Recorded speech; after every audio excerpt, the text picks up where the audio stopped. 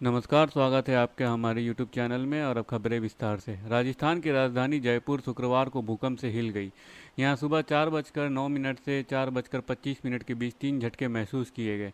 फिलहाल भूकंप से किसी भी तरह के नुकसान की खबर नहीं है। नेशनल सेंटर फॉर सिस्मोलॉजी के अनुसार 3 झटके आए।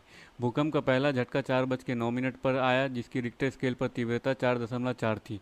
दूसरा झटका 4:22 पर आया, जिसकी तीव्रता 3.1 थी। और तीसरा झटका 4:25 पर आया, जो 3.4 तीव्रता का था।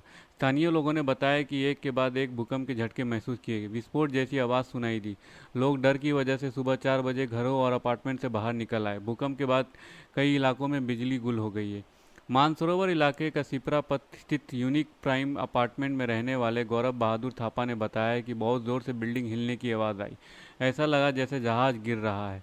विद्यानगर में रहने वाले बुजुर्ग राम स्वरूप अग्रवाल ने बताया कि जयपुर में इससे पहले भी झटके महसूस किए गए, लेकिन इतना तेज भूकंप पहली बार महसूस हुआ।